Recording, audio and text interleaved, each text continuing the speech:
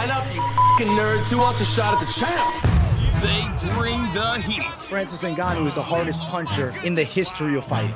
They bring the knowledge. If you think this fight is going 5 rounds, you are out of your mind. They bring you the picks. The dog is getting it done in this one.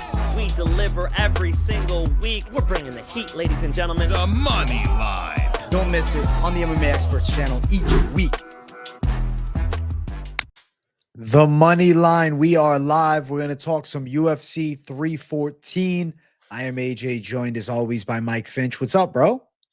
Been at the Renaissance Fair because it's wifey's birthday. Today is her actual birthday. You guys don't have to sing happy birthday from home. Happy birthday. Let's go. But she did tell me to drop the Insta. So for her birthday, add her Instagram, happily.ever.Hailey is how you spell Hailey, y'all. Even people in her family apparently don't know how to spell Hailey. Hay, happily.ever.Hailey on IG. Boom. Posted in the chat. All right. Happy birthday to wifey. Happy birthday. Give her a follow and show some love for the birthday. Spread the birthday cheer for all to hear. Let's go. She's excited. Good. I'm glad. I'm excited to talk this card, man. Finally, we got something good. You know, we've had Apex. We've had okay fight night cards. To be fair, I'm not trying to, flack on them too hard, but I needed a damn pay-per-view, man. I mean, come on, dude. And especially a pay-per-view with a lot of good matchups all the way up and down. Bryce, Mitchell, Gene, Silva, Patty, and Chandler. I mean, we got a lot of fun ones, right? Shout out to our boy Ice Wallow. Ice Wall. Oh my God, you got me good. I sped him, man. I'm like, yo, he's got an ice cream truck. I'm like, you know what? I'm in a cheery mood. I'm saying happy birthday to the wife who dropped me in that I got fucking trolled. How did you fall for that? How did you know what? Sped MMA enjoy 10 out of 10. 10 out of 10. You got me completely, bro. It doesn't take 10 out of 10 to fool your ass, though. First, not. He thinks Gable Stevenson. He announces on the show, Gable Stevenson is doing a grappling match with Greg Jones.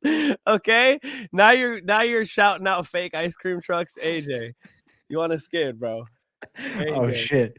Oh Locked shit, up, bro. Dude. Fuck. Locked up, AJ. Thank you, Hunter Lopes. We appreciate you for $4.99. He says, happy birthday, Hailey. Let's start the week off nice for 314. Let's go. Hunter Lopes says happy birthday, and he gave us $5 for your birthday. Thank you, Hunter. Let's go, man. Big W. Big W. Fucking catching L's on L's over here. What the hell? I got to turn up heavy for this damn card to redeem myself. Holy shit. I'm excited to break this thing down. There's good fights throughout the entire card. Bottom to top, there's entertaining matchups. We don't want to dilly-dally. You know what happened at UFC Vegas 105. Lerone Murphy won a crafty decision over Josh Emmett. I don't think there's a reason to go sit around and do an hour-long recap. It's time to get in to the damn pay-per-view off rip. Let's start it off. First fight of the night. We got the ladies going after it. Not those ladies. These ladies. Not those ladies. We got Nora Cornolle versus Hailey Cowan. I'm going to pick Cornolle to win a competitive fight here. I think she's the nastier striker. She's got more power, and I just think she brings more of a striking danger threat. Cowan's not bad in the clinch, and she has a decent enough ground game, but she still had her back taken on the Contender Series, and it's not like she's this dominant wrestler. Even though Cornolle's not a great grappler, I would say she has decent reversal game, and her striking is definitely an advantage here. I have to favor Cornolle in a scrappy fight to win a 29-28 decision. What do you think, Finch? Yeah, especially since Hailey, not that Hailey, but this Hailey is coming off of the injuries. She's been injury prone. She's got, she's fast, she's strong. But I don't think that we can rely on her having not fought in the last 2 years, as to where at least Nora's, in there with Jacqueline Cavalcante going to a close decision, beat Melissa Mullins, beat Jocelyn Edwards, all in the time where Hailey's been out. So, I think Cornolle could be a pick here. It seems like there's too many factors to reliably say that that Cowan can get this thing done. So let's go with the girl who's been active. Let's go with the girl who's shown us something, Cornolle. And hey, maybe Cowan comes back and she's way better from the layoff, but maybe not. Cornolle. I feel not. 2 years off is rough. Cornolle, like you said, sharpened the blade, and she gave Cavalcanti a good fight. I mean, they went after it for 3 hard rounds. The only girl who's beaten her too is Cavalcanti. Yeah, and that's a tough opponent. Cavalcanti's good, bro. She is good. I don't normally bet the ladies, but I have bet Cavalcanti before. So, yeah. Cornolle's had a decent schedule there. I respect it. You know, even Jocelyn Edwards, like she's like mid, but I respect her getting dubs like that. Those are quality dubs, and we're seeing more of her game. Yeah, I'm gonna go with the active fighter. Odds for the fight, Cornolle is -165, +140 for Cowan as the underdog. Leaning the over side of things at -185 for sure. We'd probably anticipate this fight goes all 3 rounds. Cornolle by decision at +145. The hardest thing is, do you feel confidence at a high enough level to say, yo, I want to bet on a Cornolle? I just worry that she could end up losing a 29-28 on 2 judges' scorecards in like a damn split decision. You know, it's just one of those ladies fights, man. What do you think? I mean, I haven't bet on it. Yeah. You know, Yeah, it's my threshold for betting on the ladies fights is a little higher, you know. You see more surprising performances, surprisingly bad performances. Let's just be honest, you know, where you're like, holy, you know, just, I mean, it's just, you know, they have the reputation for a reason. So, you know, and that's not to say that I like women's MMA. I was the first Ronda Rousey fan back when she was in Strikeforce. I was media. All right. I was the one back there interviewing her. There's an old interview with me and Judo Jean LaBelle. I've been pro women's MMA from the jump. But as far as betting is concerned, it's a little more topsy-turvy, up and down. You got to be a bit more conservative when you're betting on the ladies, you know? I gave the lightest touch to Vanessa Demopoulos, and she fucking let me down over the weekend. I did throw in Lupe Godinez the week before in Mexico, and that was in a sizable parlay. I did have confidence in that one. Generally, average card, I have no bets on Moneyline for ladies. Respect. Shout out to Finch, #1 overall last week. Plugged the man, Mike D, shouting you out, Mike to Mike. Oh, shit. Let's go. Where are you guys seeing that? What are you talking about? We shouldn't plug no other website, right? But I mean, I give this. I think it's a prediction track. I believe it's from him. I'm assuming that. Yeah, I don't know for certain, but I would assume it's that. So shout out Mike D for showing the love to the Finch, man. Let's fucking go. Hey, Let's man, go. I jumped on Ode Osborne. That was a great pick. You and my brother are savages on Ode. Thank you. Sickos. Thank you. I said it on my show on Friday after weigh-ins. Post weigh-ins, I said, fuck it. I'm going Ode. You know? Yeah. So that was a good one. Thank you, buddy. Appreciate that, Mike. Oh. Hey, if you want to see my bets, at Mike Finch Show on Instagram, we'll get you into the premium channel. Let's go. Let's go. Shout out to the Finch, man, fucking crushing it last week. Let's keep bringing the thunder for this card. Finch and I both on Cornolle. Let's run it up. Next fight, we got Tresean Gore versus Marco Tulio. I'm going to pick Marco Tulio here. I feel as though he's going to be a little more accurate, a little better technically, and he does have big power to go alongside of it. He's a shoot their box prospect at middleweight, which we don't see, you know, too many of the bigger weight class guys from shoot their box. But I do think that he has a pretty nice skill set. Tresean Gore is an interesting case because there has always been some potential with him since the Ultimate Fighter days, and he's on a 2-fight win streak. He fought 4 months ago, quickly subbed up Antonio Trocoli. Definitely a step down in competition, though, like, you know, as comparison to a Marco Tulio, who's a legit prospect that can do something in the UFC. Fight before that, it was 2.5 years ago. He beat Josh Frem. It was a badass submission, but I will say, if you look, there's moments that Frem is cracking Tresean on the feet, and that worries me against a skillful striker like Tulio that was able to, you know, outwork high-level kickboxer, Yusri Balgori, and a guy in Tulio who's coming off, back-to-back, well, actually more than back-to-back knockout wins, Contender Series sick knockout, a damn UFC debut KO of Potieria, spinning back kick to the body is fabulous with Tulio. And I think that he's pretty well versed, and I feel like Tresean Gore could be finished here. I'm going to go Tulio knockout. I think Tulio's a much better striker. Tresean Gore's got this wicked power guillotine that he throws on people. But you're looking at a Tulio who's never had an issue on the ground that I've seen. I mean, only one loss, obviously, by KO early in his career. But yeah, I think that he's going to be able to keep it on the feet. I think he's going to be able to keep it at range, use his legs, use everything. Should be able to smoke a Tresean Gore here. So fairly confident pick in the kickboxing level difference of Tulio. Minus 330, so books will be agreeing heavy. He's a fat favorite. Tresean Gore is plus 270. Yeah, man. It's like wide-ass line becomes kind of more of a parlay-only piece. I do think he's got some good potential, though. 30 years old. Nice win last time. I know Potieria is not great, but he fucked him up in the way that you should fuck up a Potieria. Yeah, exactly. And the Potieria it's a different type of fight, right? Potieria is built different. He's also just a pure kickboxer. I think Gore should try to take him down. I think he's not going to get it. I agree with that.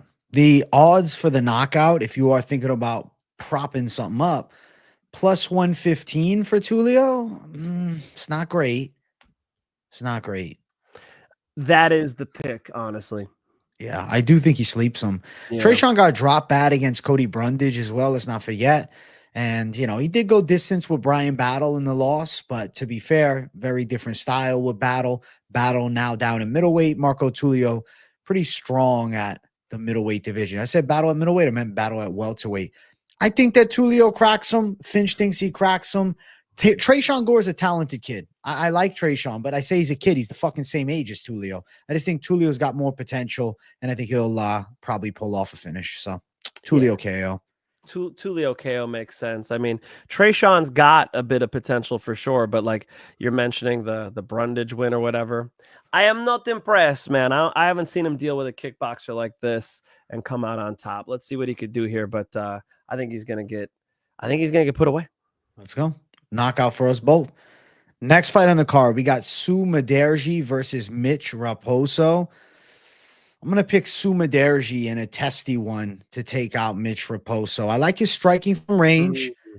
You look at the last fight against Charles Johnson, he was doing okay. I know he got badly rocked in the second round. He was able to recover, and it looked like he was finished. The body language was horrible, but he found a way to get back up to his feet and survive. As far as the grappling threat, there's a submission threat with Sumudaerji, though he's not a great wrestler. We saw Tim Elliott have great success with him on the ground and subbing him up. He's been tapped before. He's a very hit or miss fighter. But then on the opposite side, I'm like, bro, we got an unproven Mitch Raposo who shows promise. He's got decent hands, known as a good wrestler, but really didn't use it much against Andre Lima, and he got picked apart for 3 rounds. I could see him getting stung by Sumudaerji from the outside, and I could see Sumudaerji stopping the wrestling pressure of Raposo. Going to be having a solid reach advantage of 7.5 inches from Mudaerji, and he's also pretty good with kicks. He's on a 3-fight losing streak, which is awful, and he hasn't won in over 4 years. But Mitch Raposo also isn't coming off any signature wins against high-level guys. He's never beat anybody high level. I mean, if you really are keeping it a buck and you look at the resume, Mitch Raposo has beaten a lot of, more mid-level or even journeyman type fighters. Like his last win in January of last year, 4-2 Justin Valentine, who's currently now 4-4. Lost to Jake Hadley by submission, lost to Ludovic Shaunilian on the Ultimate Fighter. He hasn't been able to beat guys that have at least near UFC level skills. And even though Sumudaerji on paper looks bad, losing 3 in a row, he does show moments of being quality. In 3 rounds with Charles Johnson, I respect. Yeah. Charles Johnson's good at kickboxing. That's for sure. Sumudaerji should be able to slightly lead the kickboxing against Mitch Raposo. It's interesting, though. I mean, Mitch Raposo might be able to land something, and if he could get the grappling going, that would be awesome. If you look to the talent Sumudaerji's losing to, they're good. But I don't like to see anybody on a big skid like that. But that's where O'Day was, right? O'Day was on the skid, and people are like, I don't know. And he's fighting the UFC newcomer. This guy's not brand new, obviously. Ultimate Fighter experience, lost to Jake Hadley, as you mentioned. So maybe less of those jitters in the cage. But Sumudaerji probably could just chip away at him. You know, we need 2 out of 3 rounds. Rangy, green zone kickboxing. I could see Sumudaerji getting the dub. Light lean, though. And let me say this. When I fucking pick flip, okay, I pick flipped on GM3. I went with Brad Tavares. When I fucking pick flip, they land, dude. My pick flips are like, I think batting 1,000. I can't think of one anyway where I have pick flipped and it went the other way like every fucking time. It's getting so superstitious that when I pick flip, I just bet right away because I'm like, all right, the fucking track record's insane.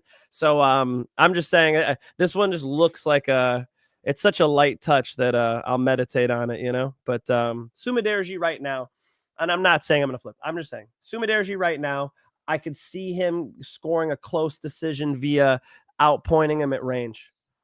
That's what I'm kind of seeing. But the worry is, right, Raposo dog in his face, 3 hard. Mitch is locked in and is going to win it here. Lock it. Cash God 171 with the 199. Right. He's got good bets. Respect Cash God. Right. He sends me some of his he's not the first guy I've seen on Raposo, actually. Yeah. So he specs Cash God. I'll consider it. All right. But yeah, first look on Monday, Sumudaerji.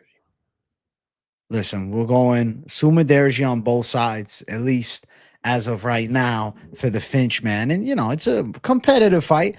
The worry I have here in my mind is Sumudaerji gets taken down. Sumudaerji on his back. Raposo controls a bit. The worst, I don't know. I think like the worst case scenario, Raposo's spread is something I'm going to look at. I want to see on Friday what the odds are, because I think at worst he could win a round here. And then if he goes out and gets a fucking victory, you'll cash 2 on it. I don't know what the odds will be on the spread, but I'm going to look for it. I want to see what that looks like later on in the week. I was looking it up here. I couldn't find it. If anybody has access to the spread odds, they can quickly find and drop them for me in the chat. Let me know. You know, I never like betting split decision. I don't think I've ever bet split decision. This is one where I would look at the line. I'd look at what it is. If you're going to give me 12-1 on split decision, you know, every card split decision savagery. You know, every card's got one. That's true. You know? That's true. So, yeah, that's a crazy touch. I'm just fucking around. That's not a real bet. That's just for fun. That's just a savage bet. That's it. Savage D-Gen. Yeah, no, you gotta take 1% of the pie and fuck around a little bit, right? Cash God said he watched him fight in person, and he dominated. He fought Lima on short notice, and is gonna grapple here. I promise. Okay. He said he's watched Raposo in person. Or in Orson. That's a town in Canada. I don't know if you're familiar with Orson, Canada. He watched him fight in Canada. Person. He watched him live. Very cool, Cash God. Okay. Yeah, let's go. Shout out Cash God, man. Guy's a savage. Well, we're gonna go with the side of the Sumudaerji one. But we'll see. I get the worry. I'm not blind. The wrong zoo fucking team. Look at wrong zoo. They're great. Dog. Right zoo, and Sumudaerji. Train with. I can tell you right now, New England Cartel, and he trains at Regiment Training Center. There's Jorgen De Castro actually training out of there. Okay, you actually had an answer. Damn, I didn't know he was with the Cartel. Really? Yeah, he's a Cartel guy. Well, now he just leveled up in my head. I actually did not know that. Oh. Here comes the pick flip. No, I'm just kidding. That's it. He pick flips on the show.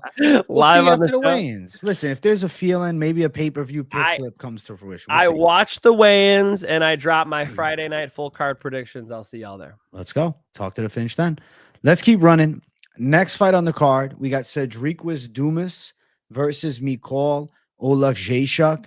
I'm going to pick Mikhail Oleksiejczuk. Damn, everybody is. What the fuck? Really? I'll tell you why.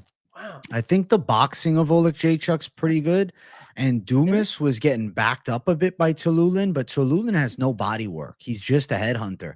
Oleksiejczuk can rip some nice hooks to the body. He's also training with fighting nerds now as well. So you got to give Oleksiejczuk some respect. He's leveled up his game, I'd assume, working with them. At the very least, leveled up his grappling. Dumas does have decent takedowns, and he can smother, but he's not like a high-caliber wrestler. I feel like Oleksiejczuk could catch him with some big shots, potentially hurt him. Maybe put him away or maybe nab a decision. Oleksiejczuk at points looks real good. At other points, he looks like a complete shit can. He dropped Kevin Holland real bad before getting subbed. I'm going to say Oleksiejczuk lands bigger shots and pulls off a win. Man. Oleksiejczuk's boxing looks nice. It does. I respect it, bro. I like Oleksiejczuk. His style's cool. But his grappling, dude. I mean, I gotta hate on the grappling, man. He's got some holes in his game. So not like Cedric Dumas is tremendous, but he can hit a takedown. He can control from top. Like, remember when Cedric Dumas made his UFC debut? Was it Josh Fremd? And I faded him. And everybody was on him, and I faded him, and Josh Fremd fucking guillotined him. Since then, though, Cody Brundage dub, Abu Azaitar dub, Ruzi Boyev he lost to. Who isn't losing to Ruzi Boyev? Dennis Tululin dub. He's gone 3-1 since 2023 when he made his debut. Active, doing well. Oleksiejczuk losing to good guys. Michelle Pahea, Kevin Holland, and Shara Magomedov pretty good. Chidi and Jaquani win. I forgot about the Chidi and Jaquani win. 2023 Chidi and Jaquani. All right, I do respect that, actually. But I think the problem here is the grappling, not the striking. I think Cedric Dumas is a little bit better at wrestling, and that might be all that matters. Early lean Cedric Dumas. Let's go. Respect to the Finch. Wow. Is that a dog? Yeah, that's a dog, bro. Dumas is currently at plus 165, brother. Okay. Yeah, Oleksiejczuk is minus 190. Noted. Did not know that. Did not That's a know good these odds at all. So that's a good line. Good. Actually, I've had one bet on this card for like 2 months. But I won't say which one. But yeah, I'll look at that, man. I like being on the dog. Anything else on the odds that catches my eye? Let's see. Over 1.5, minus 125. I feel like it could go over around 1.5. Oleksiejczuk's got some pop, though. It's like minus 190. Do you want to lay it down on a guy on a 3-fight losing streak at minus 190? Or you got a guy coming off a win, plus 165. I get the intrigue. The worry is Oleksiejczuk's body work, I think, could open up shots to the head, because I feel as though Dumas, I don't know, he's got good high blocks, but the way that Tululin was pressuring him and just ripping to the head, I'm like, dude, there's so many body opportunities. And if Oleksiejczuk starts mixing it up and he doesn't get taken down, and we're going kickboxing for kickboxing, I think he hits harder and is a little sharper. Yeah, straight kickboxing. I like specifically his hand. Can he kick? I like his hands. Maybe a little leg kick here and there. I mean, Yeah. His hands are nice. He could box. Yeah, But being a boxer and not being physically imposing in the UFC in 2025, like, that's a little limited, dog. It is. So yeah. We're gonna go with Dumas based on a little bit of oomph on the wrestling, a little bit of power. I think he catches the right takedowns, passes the half guard, drops some elbows. Yeah. Judge's decision. All right. Finch, man, going Dumas. I'm going Oleksiejczuk. Let's keep running. Next fight on the card, we got Darren the Damage Elkins versus Julian Erosa. Finch, it's 2025. A Darren Elkins fight has a special feeling to it because I don't think there'll ever be another Darren Elkins type. The dude is just made to take damage. He's relentless. He's got the true heart of the fucking fighter. Nate the Train. Listen, another one. Nate the Train beat him too. I feel like this is a weird fight, though, because Julian Erosa is sharp with his hands, but I will say super low. Also, I could see him fighting to like the level of Elkins and falling into a brawl. There's times where Erosa underperforms, and then like against prospects, he has these great wins, I feel like Darren Elkins is going to get a weird decision in a wrestling heavy fight, because I could see him taking Erosa down and fighting out of Erosa's gilly. Going Elkins for the upset. Close one. 50-50. I don't know. I think Elkins got a shot. Sheesh. I'll be like, sheesh. Elkins on the yo. I feel like this is a fight. I mean, Julian Erosa, yeah, ridiculous. How he can beat good guys. Christian Rodriguez, right? Ricardo Ramos. I mean, who hasn't done it at this point? He got rocked bad by Ramos, though. Yeah. Charles Jourdain. Sean Woodson, even a long time ago, he knocked out Nate Landwehr. But then he looked like shit against Steven Peterson. He gets crushed by Padilla. He gets knocked out by Bruce Leroy. It's like it doesn't really make sense with Julian Erosa. So yeah, exactly. Like I talk about reliability, right? When you bet on Islam Makhachev, you have reliability. I told you about the moment we were backstage and I heard him talking to his fighter. He's like, just take him down, brother. Just take him down. It's like perfect. It's like the low risk style. I like that shit. For betting, maybe not for viewing. Islam's fun to watch. For betting, though, tremendous. Julian Erosa, sketchy to bet on. Just looking at the two, Julian Erosa was the initial pick, buddy. Darren Elkins is 40 years old now. I know he's been beating Daniel Pineda and TJ Brown. But if he can't get a takedown here, I think he's getting dotted up. And even if he does, Erosa's got nice grappling too. I think Darren Elkins is in the fight. I mean, at 40 years old, he looks fucking good. And that's crazy because he's the damage. He's been through some shit, kind of defeats people's narrative here, right? They say like, the more miles you got on the vehicle, the more it's going to break down. And so he's got plenty of fucking miles on the vehicle and it's still going. It's a Ford, folks. He took care of it. He changed the oil. But now that I just hyped him up, I'm still going with Julian Erosa. I think he's getting out kickboxed here and then he'll have trouble reliably taking Erosa down. And even if he does, could he get guillotined? Maybe. Only man who submitted Darren Elkins, the great Charles Oliveira. Never been subbed otherwise, man. I think that the defense is crazy of Elkins. Could he lose and get tuned up on the feet? If it's kickboxing only, yeah, Rosa's sharper. But if he makes it a dogfight, gets it to the ground, I could see Erosa losing a 29-28. Close decision. I'm going to favor Darren Elkins for the upset on the cards. Nope. The odds for the fight really surprised me. Plus 285 for Darren Elkins as the underdog. Minus 350 for Erosa. Erosa at minus 350. What are you thinking about the lines there, bro? Holy shit. That's funny as fuck. Elkins looks like a White Walker from Game of Thrones. Bruh, in this picture you put up. That's ESPN's pick, man. That's the official one. That's it. Yo, can they tell him to keep his eyes open, bro? What the fuck did you... Damn, ESPN, you got to do him like that. Did you ask me a question? Yeah, minus 350 Erosa. It's calling you Oh, name. my goodness. Really? Yeah. Oh my goodness. Minus 350? Did they know that his record is 30-11? Did anybody tell them that? But they know Darren Elkins is 40. They know Darren Elkins is not a They're slick both striker. 30-11.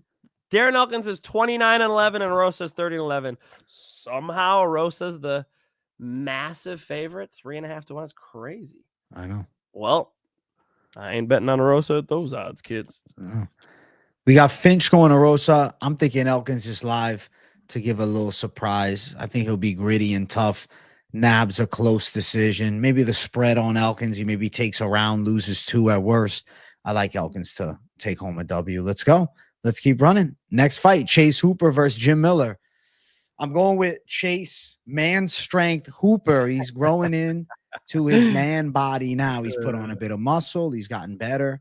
He's in his prime right now. He's riding a nice win streak as well and seems to be gleaming with confidence. On the opposite side, I mean, Jim Miller's always fucking game. But when you look at the opposition of Jim Miller and you look at more so the wins of Jim Miller in his later run, very impressive. Yes, he is 41 years old and he's a damn savage. Damon Jackson win, which is kind of nice. Damon Jackson had good moments at featherweight.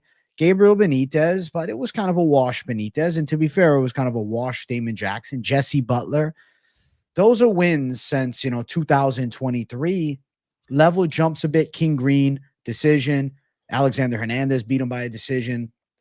I feel like Chase Hooper is live to beat him by a decision or a submission. He's going to have a bit of a size advantage over Jim Miller. He's a good amount taller at 6'1". Striking wise, yeah, I think Miller has more thud in his shots, but I feel like Hooper can kind of hang on him, try to make this a grappling fight. I think he's going to be quicker with his transition speed, better with his submission threats. And I think Chase Hooper, it could be a 30-27, but maybe a submission. I'm going Chase Hooper with pretty good confidence here over the Asian vet. He's just looked so much better, man. You know, if you watch his earlier UFC fights, that was the boy Chase Hooper. I mean, you know, now he's a man. Now he's a man, you know? And you could see his wrestling's improved. You could see his ground and pound is improved. His jiu-jitsu was good. Now it's great. Now it's great. And he could fucking strike. So you want to talk about improvements. I mean, yeah, one of the biggest, you know, night and day improvements in 2024. That's got to go to Chase Hooper. Most improved fighter, you know. And so on the other side, Jim Miller's holding it down. You hear me rag on the 40-year-olds plenty. Jim Miller's 41. You know, he's coming off that dub over Damon Jackson. I mean, what is he in his last 5? 4-1. I mean, he's got game for sure. So not a layup for Chase Hooper by any means. But I'm on him. Yeah, he's very tall, rangy, should be better at kickboxing. It's probably competitive there. The wrestling and the jiu-jitsu probably are competitive too. But, you know, give me the young, talented kid here. But you're about to tell me he's a heavy favorite. Yeah, he's a minus 800 favorite. I mean, if they're going to do that to me, you know, I don't think this is an 8-1 fight. I do not. No. I do 3-1's more valid, and that's even wide. And let me see at open what the lines were. Chase Hooper opened up as a 4-1 favorite, and it's only gotten wider. Yeah. God, they really want us to fucking go for it, you know, because Jim Miller's not out of this fight by any means. It's just, it's difficult when you put Jim Miller in a fight where he's not the better grappler. And he's, I feel like, especially at this age, too. Yeah. Yeah. You know, like in a submission grappling match, I would pick Chase Hooper. And then you're going to give me the rangy kickboxing. Chase is getting better. Yeah. I'm going to go Chase Hooper, but that tag's ridiculous. How does he get it done? Decision, or you think submission? Can he sub the old vet? That's not I don't crazy. think it's crazy. You know what? His style is not a decision style. Chase Hooper's style. You saw how the way he fought Clay Guida? He was beat him up. Armbar, choke, roll up to mount, give up the position to go for the submission. Chase Hooper submission. Chase Hooper submission. I like it too. Odds for it plus 125, bro. So it's expected to happen, in all honesty. But Jim Miller's submission grappling is nice. I mean, I don't want to give you guys this illusion that this is like the lock of the night, because yeah, Jim Miller's grappling is very good. His guillotines are nice. Just two different body types completely, two different points in their career. That's a good fight. Is it 8-1? No, but I just got to pick it and be honest. Chase Hooper. Chase Hooper. I think he gets it done. I think submission should have an advantage. Even rangy kickboxing, he could land some shots. I think he could take Jim Miller down. And I think when they get to the ground, he's going to be able to control and potentially get a submission. So Hooper by sub, the pick for the Finchman and I both. Let's run it to the next fight. We got the ladies going after it. Verna Jandiroba versus Yan Xiaonan. Holy shit, Finch. What the hell? That was crazy, bro. That was crazy. That was crazy, Finch. My bad, Verna. My bad, Verna. It's all good, Verna. Hey, wait, I said Verna, Raul Rosas versus Yan Xiaonan, I thought. Which one is it? I got no fucking idea. It's one of the two. Do the Raul Rosas picture up. This is rude. Rude. Very rude. Sorry, Verna. Sorry, Verna. You're a famous athlete. You got to deal with it. Sorry. I'm picking Verna. Yan Xiaonan's powerful. She's a dangerous striker. She's fast. She's explosive. But the issue is we've seen her fucked up on the ground. She got put to sleep by Hailey, but they didn't call the fight and the round ended. And then she went, 5 rounds with her and got out grappled. We've seen her, TKO'd on the ground by Carla Esparza. She was nearly choked out by Mackenzie Dern. Verna Jandiroba is a menace with jiu-jitsu, man. Verna Jandiroba is a nightmare matchup when they hit the ground. In the fucking striking, respect to Yan Xiaonan. She's powerful and she's really quick. But I think Verna's kind of coming into her own later in her career. 4-fight win streak, impressive wins as well. I mean, really the last one, the submission of Lemos, the back take to submission in the armbar was an excellent transition that just shows how high level she is. Her jiu-jitsu's nasty, and I think Yan Xiaonan's getting tapped out or put to sleep. You got to respect the fucking run she's on, right?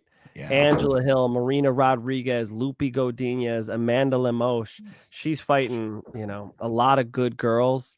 And, the armbar win against Amanda Lemos is nice. And her cage takedowns are tremendous. It's like she could just bypass so many girls striking. She could just bypass it. Just walks right towards you. Makes you miss one thing, in on the legs. Her takedowns on the fence are beautiful. The way she body locks and she'll wrap a leg up. Shout out to my boy Jake Reynolds. I just took him down with that today. I hit him with the Verna Jandiroba today against the fence. It's a beautiful takedown, and she does it as well as any dude I've seen do it. So very impressive. And her grappling is better than Yan Xiaonan. It is. It's a fucking good fight. That's a tough fight to pick.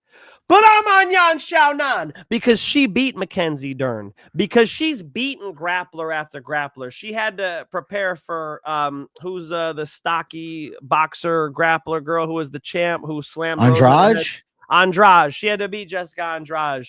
She just beat another girl. Oh my god, my fucking memory is horrific. The names. Tabitha Ricci. Tabitha Ricci wanted to take her down the whole fucking fight too. Baby shark. I don't think Richie's to the level of Jandiroba, though. She's not. But Mackenzie Dern is in ways. I think the one thing that Verna Jandiroba is going to bring is those takedowns on the fence. God damn, is she good with those? But I think Yan Xiaonan's striking is that much better than hers. And, she could survive a little bit. I mean, most of these were decisions. Yes, she hit an armbar in her last one. But in general, Verna's going to decisions with these girls. So, I think she could out kickbox her, and Verna deserves it, dude. I mean, Verna, the way she fucking reaches sometimes, I'm just like, oh my God, could somebody slam a right hand, left hook? Does anybody have an uppercut? Do you have a flying knee in your arsenal? Like the way she reaches, dudes would be paying, Dudes would be paying the price. You reach at somebody who's good, Mighty Mouse. I don't know why I threw him out there. Somebody who's good, you're gonna get hurt. Okay. Some of these girls are not reacting with strikes, and I think Yan Xiaonan is different. Yan Xiaonan decision. Yan Xiaonan decision for the Finchmeister. Paku, thank you for the 2. Look left, look right, most handsome fighter in the UFC. Thank you, Paco MMA, for the $2. You're a menace. You're a funny guy. I appreciate That's great. That, I respect. She can see the hooks, bro. She can see the hooks better when they're coming. I know. She's got good eyes, bro. I'm telling you. I think Verna's live by a sub. The money line is -150. Xiaonan plus 130. So you are on the dog, Finch, man, if you're really liking that side. Damn. Xiaonan at a little plus money tag. Verna Jandiroba is, sitting at, -150 money line. If you like the sub, it's upwards of plus 240. A decision's plus 190. A decision's not crazy here, but I think Jandiroba can finish. I really feel like she's going to lock something up. But let's go. Cash God says it too. Thank you for 199, bro. Let's fucking go. Finch, Yan Xiaonan it. Lock it. Yan Xiaonan it? That's what he said. Yan Xiaonan. Let's fucking go. Finch, Xiaonan it. Funch. Mike the Funch. Xiaonan, lock it. Yo, I got a lot of nicknames. That's a crazy one, bro. Is that what that means? Funch Xiaonan? I appreciate that. Thank you for the $2, Cash God. Let's go. Yeah, fuck it. Dog money. Interesting. I assumed it was close to even odds. Nothing crazy. Yeah, good fight. Very good fight. A lot of good fights on this card.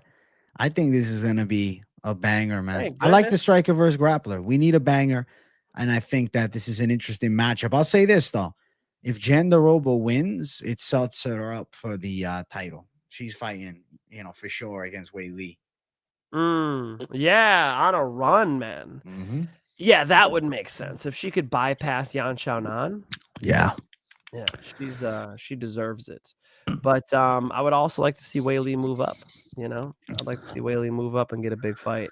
That would be fun too. So whichever way they go. I mean, if she's gonna do that, she better be dominant. I need to see a fucking takedown and a strangle, and then we'll book it. But either way, I think Hailey deals with him, man. Hailey's on fucking fire, dude. Hailey is on fire, bro. I'm fucking thinking of KZ in chat, bro. Wazy over here, Jesus. Hey, that's Hailey's rapper name, you know. That's her. She got a side career going on in China. You guys ain't heard about yet. Yeah, I'm on Wazy. Hey, Wazy. I don't know what. I don't know any Chinese words. I couldn't do a Chinese rap. Wazy, and she could rap about the lazy eye of Jandiroba. Oh shit! I'm already starting to write the bars. I'm already starting. That's I told you guys. I'm a music head, dude. In another life, you are Eminem, bro. You say that as in jest. I'm the real fucking deal, folks. Okay, if you look at my many, I don't know, hundreds, of pages of bars, they're nice. They're nice. When are we getting the Mike Finch rap video? I could write music. You could do a rap video for a fucking card, man. Why are we not doing this, guys? Now we need to pressure Finch into doing it. Soon. Yeah. I'll make some music for y'all. Mike Loud Music. It's on Instagram. You guys could check out my music. It's over there. You got Mike Loud, is he keeps it on the raps. Mike Loud Music. Mike Loud, Living Out Our Dreams. I know that doesn't quite make it, but that's close enough.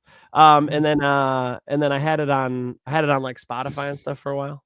It's off now, but I'll throw it back up for y'all. Okay, I'll let you know.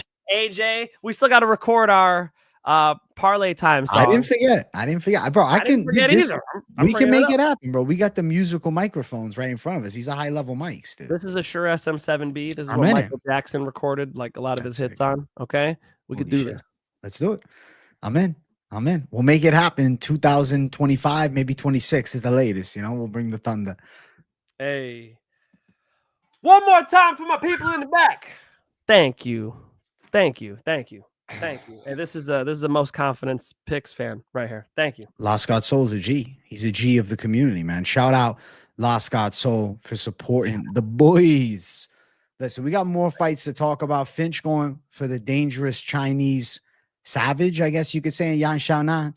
I'm going for crazy eyes, Brazilian savage in her own right, Verna Jandiroba. Let's keep running. Next fight brings us to our featured prelim. We got Dan Ige versus Sean Woodson.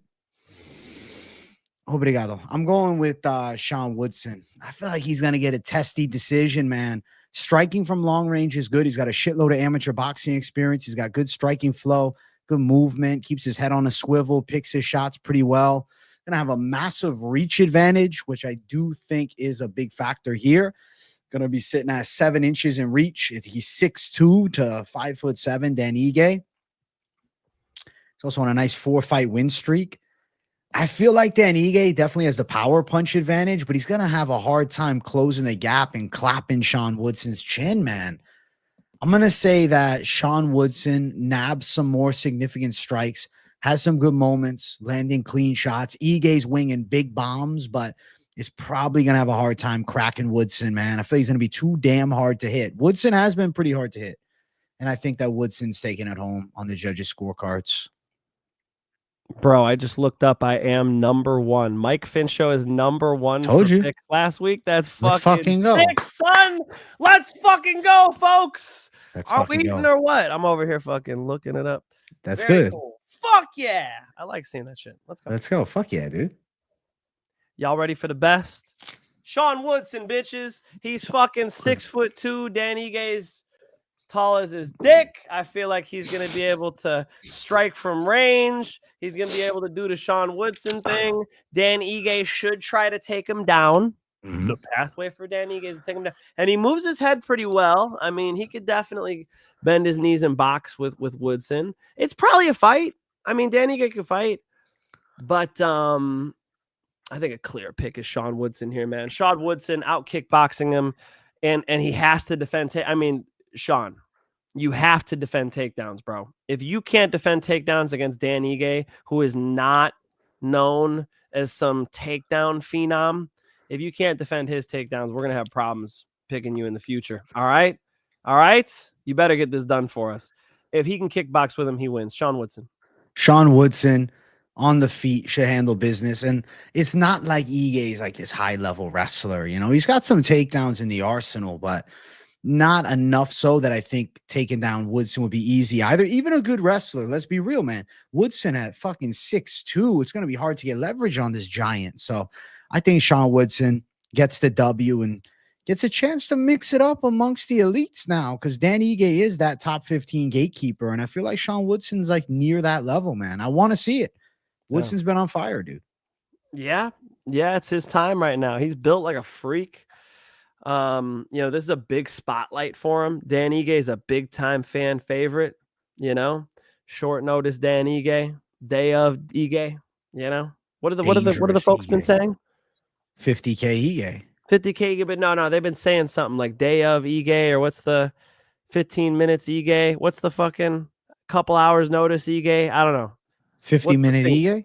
Somebody drop it in the chat. Half an hour Ige, I don't know what the moniker's been for Ige, but you know, he's day of, man. He's ready to rock. So fan favorite, cool style. He has to be wrestler here. You know, there's a slim chance he's able to land a bomb or something, but doubt it. You know, let's go Sean Woodson, out kickboxing him. Slight chance he finishes him. Probably not. Probably decision. Woodson is currently a -170 favorite. What do we think about the money line? Fight day Ige, that might be right. That's it. Hit me with the money line. -170. What are we thinking, bro? Yeah, that's not crazy. I think that's not crazy.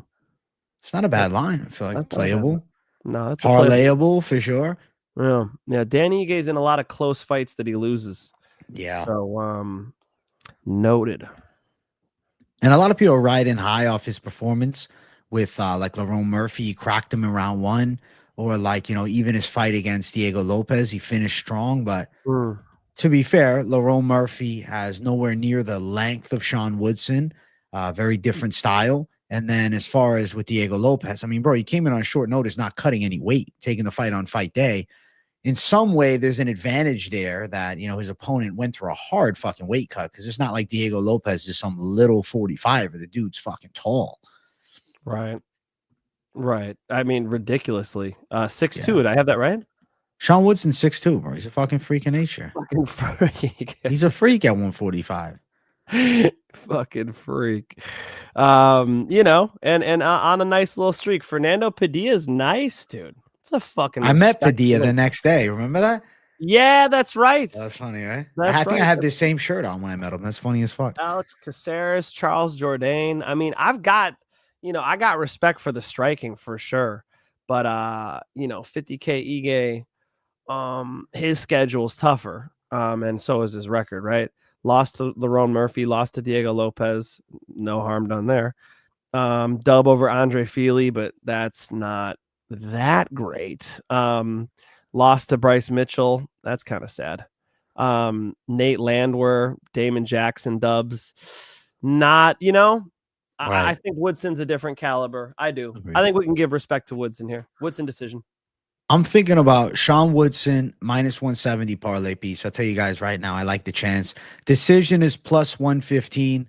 I do think he gets the decision and outlands Dan Ige over 3 hard rounds. And I'm pretty excited for it, man. I guess, you know, this is just one of those fights in the card that I think could be really fucking interesting. This is what the pay-per-view is about. Ige versus Woodson is a badass featured prelim of the night, because easily on another card, this is a featured bout, even on some pay-per-views, but this is on the damn prelims. That shows the depth of UFC 314, man. We needed a stacked one like this. And I think Sean Woodson's going to have the breakout win. Let's go.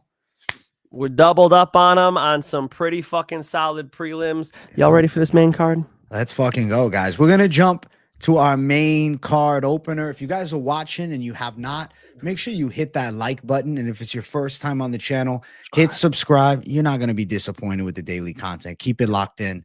Lock in. First fight on the main card, we got Nikita Krylov versus Dominick the Resurgence Reyes. I'm giving him a new nickname. Okay. It's a resurgence. Right, he's turned it around. 2 straight wins. Quick knockout of Dustin Jacoby and a finish of Lionheart Smith. I'm going to pick Reyes to beat Nikita Krylov here, man. Krylov's coming off a 2-year layoff. He did get the nice submission over Superman Span, but the inactivity worries me a bit. Reyes been looking sharp, and it's also that I don't think Krylov is a great striker, and Reyes normally has very good takedown defense. I mean, John Jones, we remember that fight. It's like the great John Jones can't get him down. Now, Krylov is going to go grapple fuck him. I know it's been a long time, but I still think Reyes has some juice left. He went on a really bad 4-fight losing streak, but you can find positives. You look at the fight against John Jones, arguably he wins that fight. You look at the fight even against Yuri Prohashka, he drops Prohashka in that fight. Reyes is a quick-hitting southpaw with good punching power, strong takedown defense, and I think Nikita Krylov, though he has good grappling, not like super high-level wrestling, his hands are okay, but I feel like some people might be overrating his power a bit. He knocked out a very washed Alexander Gustafsson, but the punches that he landed there, they ain't dropping a prime Gus. It's just I really think Gus was done. His chin was like Chuck Liddell gone, and he just crumbled. I think that Dominick Reyes is live to knock a Nikita Krylov out, but I also think he could win a hard-fought decision if, he's put to the test and lands some big shots and Krylov fails some takedowns and we get more of a kickboxing match. I see Reyes with a clear-cut speed edge, and I think he's the better striker. I'm going Reyes. Reyes, turn that shit around, okay? Dom Reyes, because he's up right now. That's what's up right now.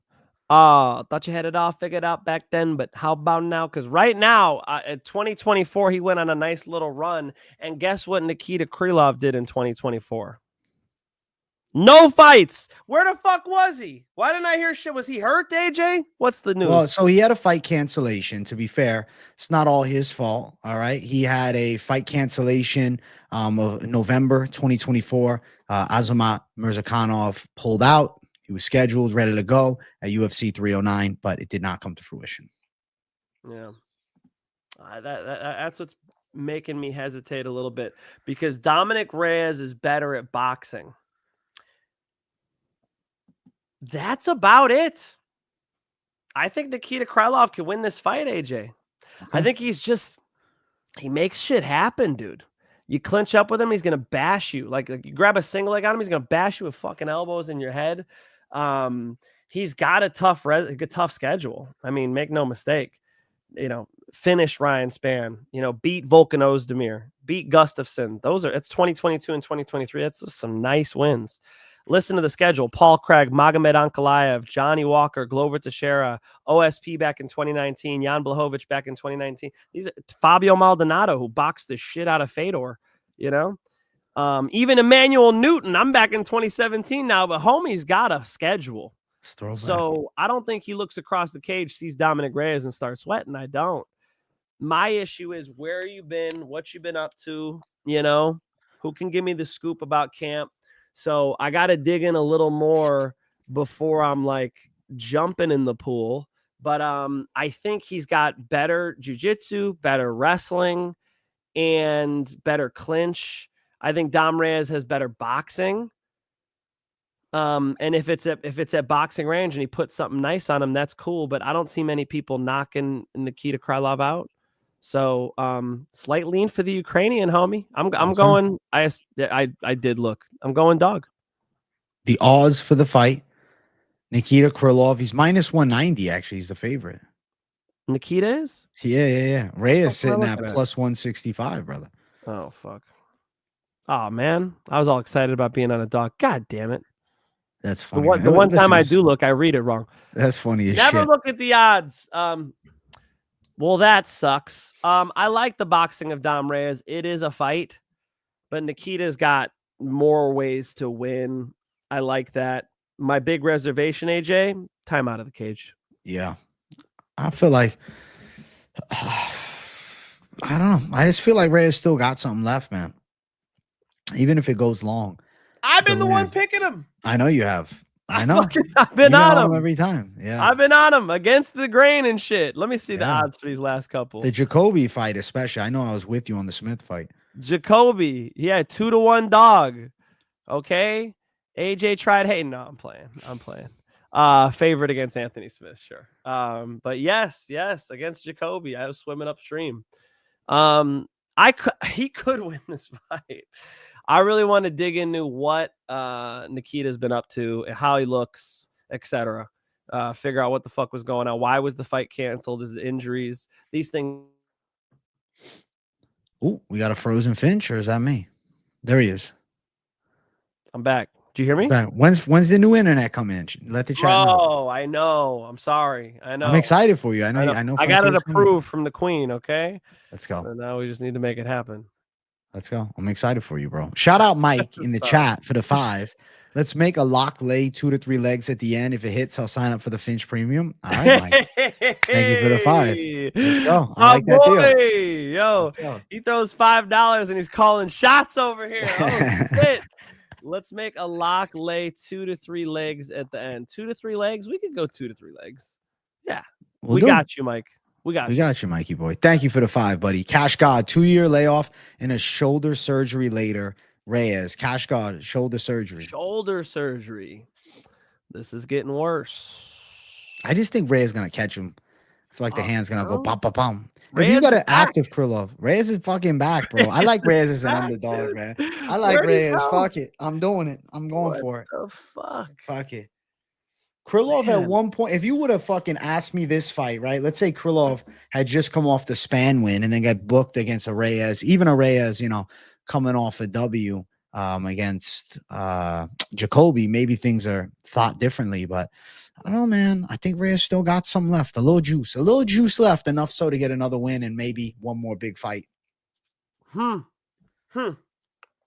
Interesting.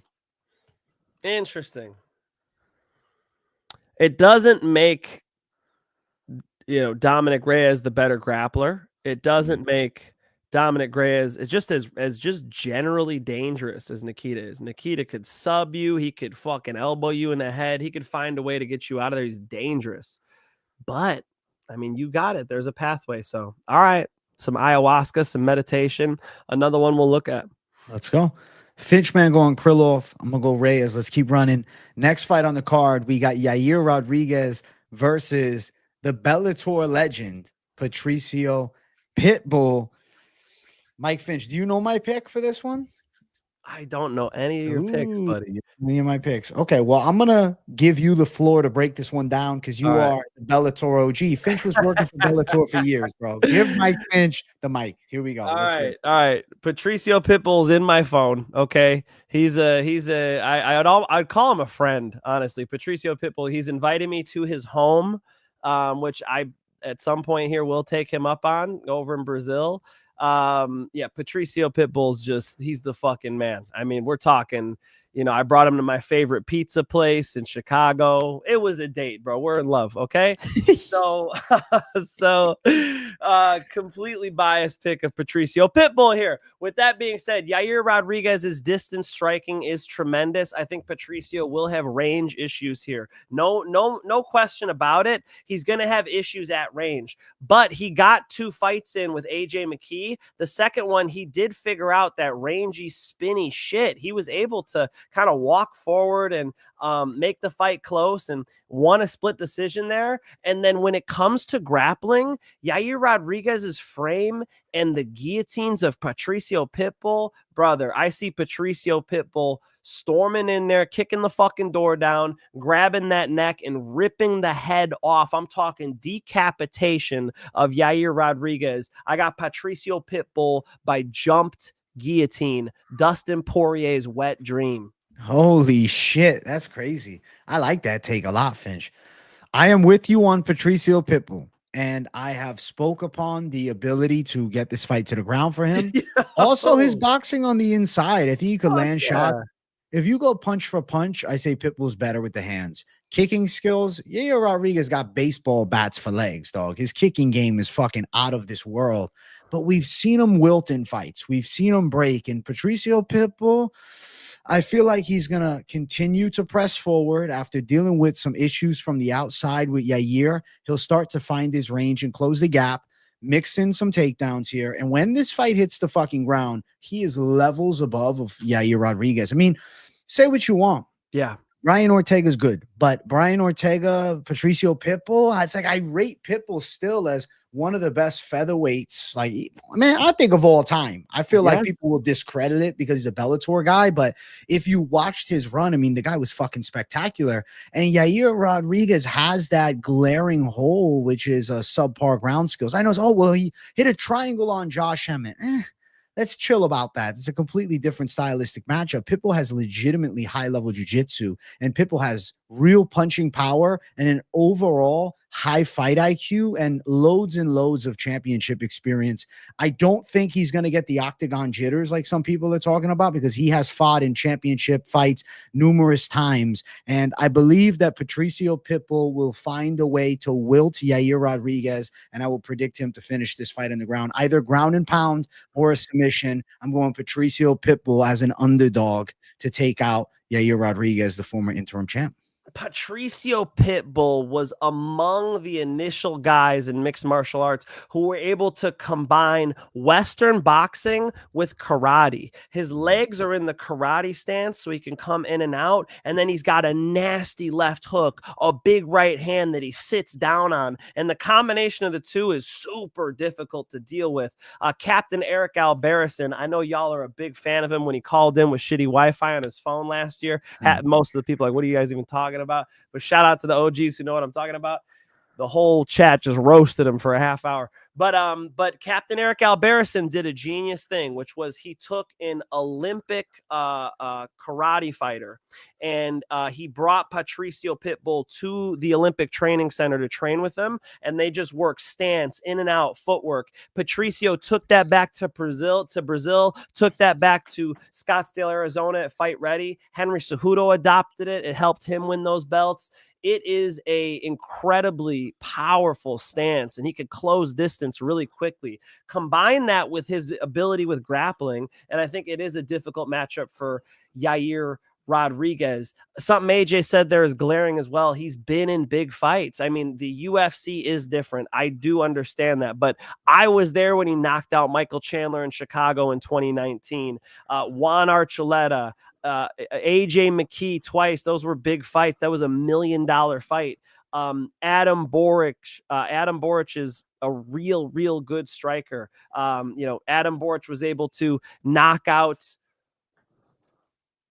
where's the name? Aaron Pico. Aaron Pico. Jesus. Oh my God. I gotta stop smoking this California weed. Aaron Pico, who was a tremendous fighter. Aaron Pico is booked in the UFC. He's fighting Movsar Evloev next month, my friend.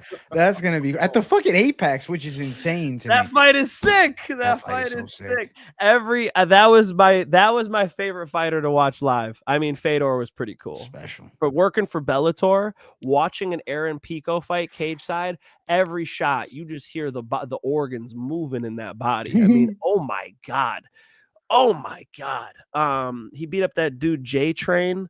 I'm trying to remember his name. J Train's his nickname. Oh my goodness, the body shots he was ripping him with, I was grabbing my stomach cage side. So Boric was able to. Anyway, MMA math. Who cares? Patricio Pitbull's fought the who's who in Bellator. So I know it's Bellator, but we're talking main event after main event. We're talking, the biggest promo they could do for any of their fights. So Patricio Pitbull, I don't think, as AJ pointed out, is your regular UFC newcomer. Clearly not. People call him the Bellator GOAT. That's legit. Yair Rodriguez, give him his flowers. Tremendous distance striking. His green zone striking is beautiful. Clearly that's the pathway. He's 5'11". Patricio Pitbull is 5'6". Patricio Pitbull built like a pit bull. Yair Rodriguez built like a greyhound. He's got to be able to, or whatever tall, skinny dog you want to throw in there.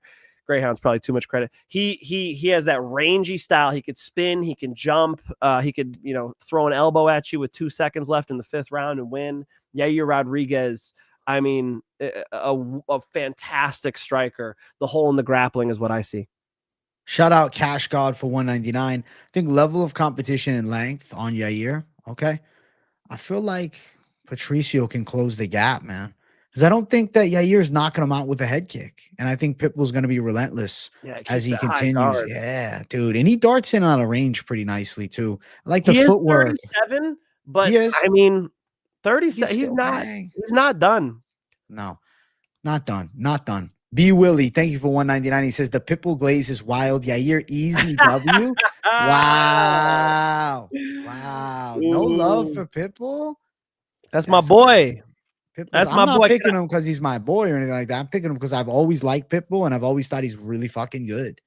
Pitbull is a fucking legend of the game, bro. And I was a big, I was the Bellator guy covering on YouTube. I was one of the rare breeds, That's how and Mike Fish got linked up. If I wasn't covering Bellator, this show wouldn't have existed. This show wouldn't have it wouldn't have been a thing. So I think that in a debut, the former Bellator GOAT gets a win, man. I think it makes sense.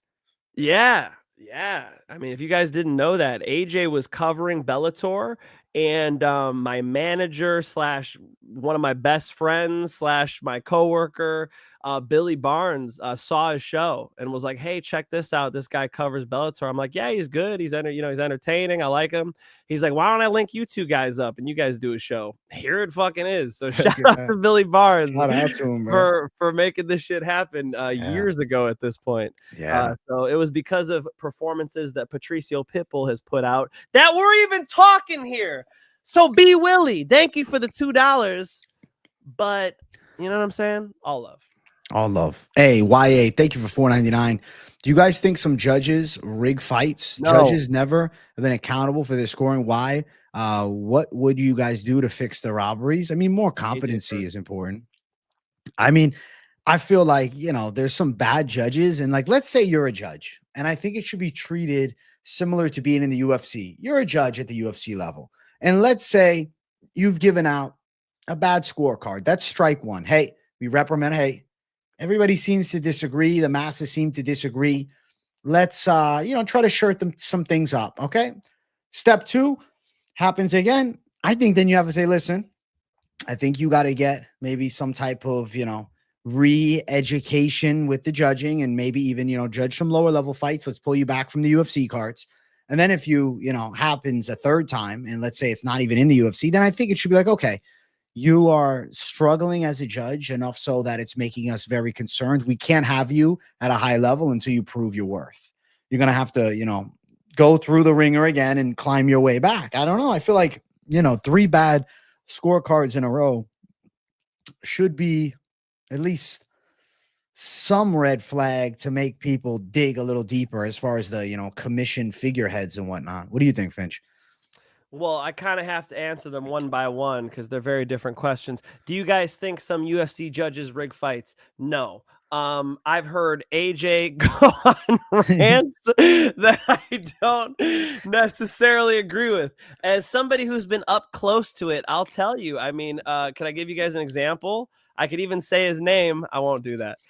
There's a judge who's judged UFC fights, but a lot of lower level fights. And my buddy fought. I shouldn't even say my buddy. My training partner fought. Me and him kind of had beef at the time, so whatever. He fights. I had no dog in the fight. I was just doing commentary, but I thought he clearly won. And then he lost the split decision. And so I'm saying what I saw on the mic. I'm like, I can't believe they gave him that. Clearly the harder shots were landed by, should I say his name? Rolly. Rolly was the kid. So Rolly lands bigger shots on this guy. I'm like, clearly landed bigger shots. After the fight was over, we go on a little break. I take the headphones off. I see the judge waving me over. I'm like, what the fuck? I go up to the judge. He's pissed at me. He's like, are you going to let me do my job? He's like, da. What do you know about judging this and that? I'm like, I'm the commentator. I get to talk about whatever's going on, including the judging. So we're fucking arguing cage side back and forth. It was a bullshit decision. And this guy, amateur fight, you can't bet on it, was completely convinced the guy who obviously lost won. Okay. And so does it take corruption to have bad decisions? No. You ever disagree with your friend about who won a fight? It happens all the fucking time. And these guys don't even have monitors. I'll tell you what, it's a lot easier to watch at home than it is to have one position cage side. A lot of times they don't have monitors. A lot of shows they don't. So, yeah, I mean, come on, judges could be wrong all the time. I think people's initial reaction is to jump to the conclusion. I don't know what it was that just flew through the sky. It was probably aliens. It's like, how did you jump to that, dog? What? Like, how did you go from, I don't know what it is, to it must be aliens? It's the same thing. I don't know how they got to that decision. Must be corruption. I think we judge on that. We jump on that way too quickly. Judges never have to be accountable for their scoring. Why? I've seen people suspended. I've seen people suspended before, taken out. Steve Mazzagatti stopped being a ref. He was held accountable. That's different. What judges have been taken out? Because I've heard of it. There was a judge taken out of a UFC event last year. No, I thought that was the referee. was it a ref? I might be. Yeah. What would you guys do to fix the robberies? Accountability. Yeah, ultra accountability. Like there's a bad one in boxing. Is it Bird at Adelaide Bird? Adelaide Bird. She does UFC too. She had some bad ones. Yeah. And so, yeah, like when people have horrific cards like that, suspensions, bans. I mean, yeah, you got to look into it. I'm all for, if there's some ridiculous robberies, finding a way to hold them accountable. So, long-winded answer, but my honest take. Respect. Thank you, YA, for the $4.99. And essentially that right there was a fucking podcast style clip of its own right there, man. Bro, Let's go. It's a good topic because how many It is. times everybody's like, it's rigged, That's the way my dad always was, everything's always rigged. It's always corruption, and whatever it is, it's always corruption. No, I don't have that tendency at all. I tend to look at these people as flawed human beings. We're all 98%, 96% chimpanzee. We make mistakes. I don't make mistakes, Mike Finch. Except AJ. Although I was the number one picks last week. You're right. So, you're right. Although I should state that I was number one last week. Let's go. Wear the crown. Wear the crown like a savage, bro. Beep. Thank you for $4.99. Are my savages awake? Much respect, Mike Finch. Yes, we're up. We're up. I'm up because I'm up right now. Am I gonna sing that song twice? I'm not gonna sing that song twice. Okay. Thank you, Beep. Let's go. I'm only 5% chimp. I agree. Only 5%, bro. One of the rare breeds. Might be right. My dad might be right. It's always that with him. Everything's a fucking conspiracy. So yeah, it is what it is. Everything. I don't have to go down the rants. I mean, fucking everything. Remember Trump was saying, he's like, we're gonna tariff Mexico, and he's like, it was all bullshit. He just said that to get elected. Literally that week, we tariffed Mexico. Then he just moves on to the next thing. Doesn't matter. AJ's ripping a ball over here. No, I'm not ripping nothing. What are you talking about? Holy Finch, moly. how many gay closeted UFC fighters are on the roster? Poker's asking. This is the trend of the fucking show right now. What do we think? There's got to be at least 3. This show has spiraled. What the fuck has happened on this Yair and Pitbull? I haven't even got to the damn odds yet. Jeez. What the fuck is going on? How many gay closeted UFC fighters on the roster? With the ladies on the roster, I feel like we got a couple they got different acronyms for them now. There are gonna be a couple acronyms out there. In the dudes, not many, yeah, I don't know. You can probably count them on your hands though. Nothing crazy. Poker. Agreed. Let's read the odds finally. Plus 180 for Patricio Pitbull, minus 210 for Yair Rodriguez. I mean, that Bellator money line call we got to just give respect to the show. I think we got to just bet, Patricio, because, in some sense, Patricio is responsible for us meeting. If it wasn't for Patricio, who knows if Bellator would have been as big as it was to get the coverage, So for the show, let's go. For the show. Pitbull. Patricio Pitbull. Let's go. AJ, thank you for $2.99. I'll never forgive Finch for beating my dad, Nico. What? Nico Jefferson. I beat him for the HT MMA title. He had done an amateur kickboxing match in Glory. So y'all know I had to take his ass down and give him the rear naked strangle. That's all right. right. Thank you, AJ. Appreciate that. Sorry for beating your dad, bro. I know Nico's fathered a lot of kids out there in Kankakee, Illinois. A lot of those ladies are not walking the same after Nico came here. So he's a bad motherfucker, man. Yeah. Nico Jefferson's the man. Shout out to him. Let's go. Holy shit. That's funny as hell, man. All right. Listen, Moneyline is the A side, I think. Chasing anything else. I mean, you could if you want to go big plus money. Submission is plus 600.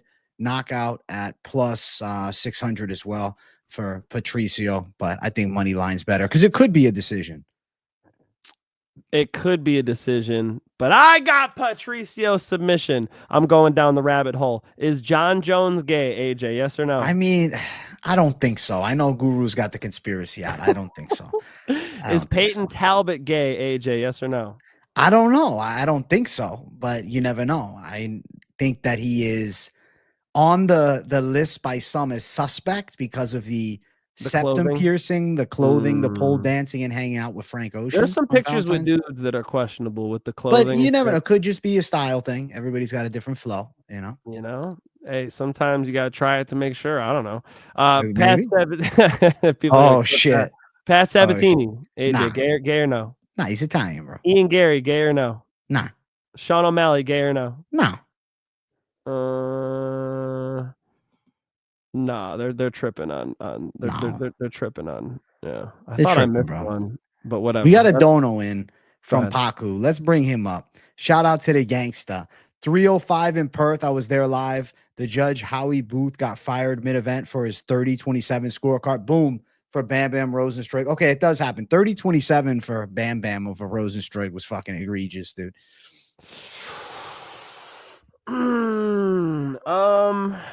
Yeah, that's pretty egregious. Yeah. I mean, what can I say? I'm not saying never. That's not what I'm saying. It just seems like anytime there's a bad decision, people are like, it's rigged, it's Vegas, they're all paid off. You know, I just feel like that's the fucking the go-to. I'm not saying everybody's maybe Howie Booth, you know, had a what else? They're biased, dude. They're humans. They're fucking biased, man. You know, it's like they want, you know, the guy who he did the 30-27 for is from Australia. You know, is that a problem? I think so. Respect. Thank you, Paku, for the 5. We're going Pitbull. Let's jump to the feature fight of the night. We got Bryce Mitchell versus Gene Silva.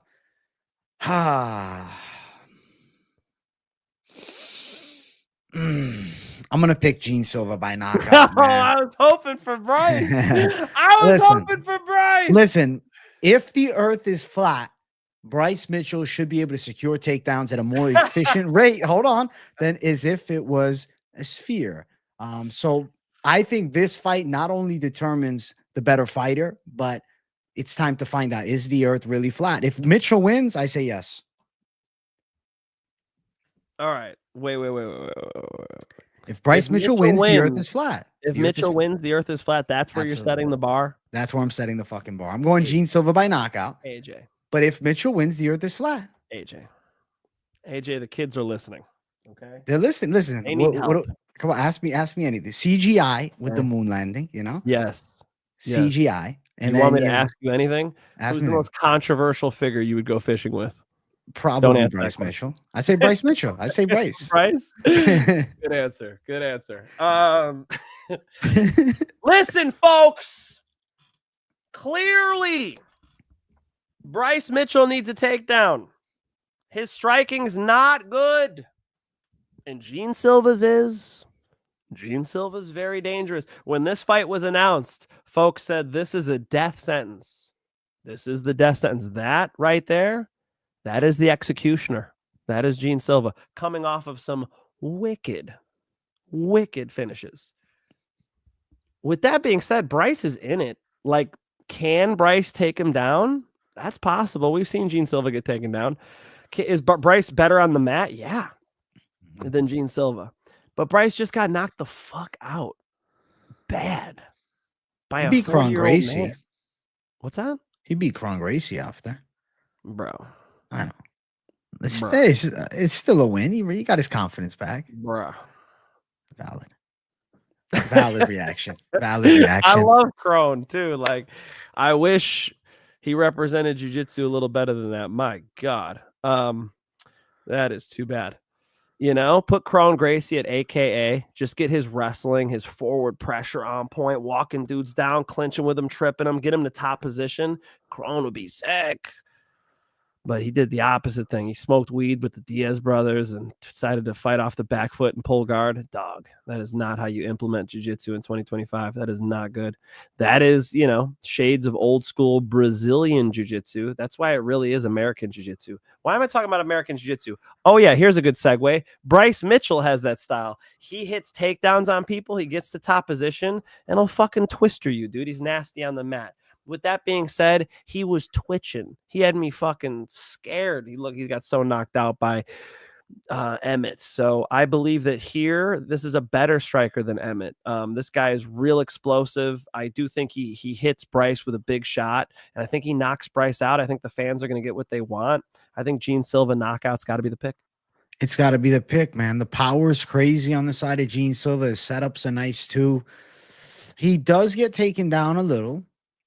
Uses the front headlock as a way to get back up to his feet. But if he decides to attempt pulling a ghillie, oh shit, then he's in deep shit. I think that the threat of power throughout the entire fight for me is just way too worrisome to make a pick on a Bryce Mitchell, but I could see Mitchell landing some takedowns. He's a very good pressure grappler, but his striking's okay at best. I'd say that knockout is definitely highly likely for Gene Silva as long as they're on the feet. And I think the knockout could come at any point. I feel like Gene Silva chins Bryce Mitchell for the emphatic KO and really delivers a huge W, but also like a kind of the make or break fight. Like Gene Silva wins. Now it's big fights only, and he's in the mix with the higher level. Yeah. Yeah, man. I think he got there with his highlight reel, And Bryce Mitchell's such a big name, man. I mean, Bryce Mitchell's name is so much higher than his skills. And with that being said, his wrestling jiu-jitsu mix is nice. You ever see the video of him showing Eddie Bravo what he came up with? Yeah, with the truck. He's kind of putting the single hook in and kind of showing him. He's like showing him how you can get to the twister, and then you can punch him from the twister with the single wrist control.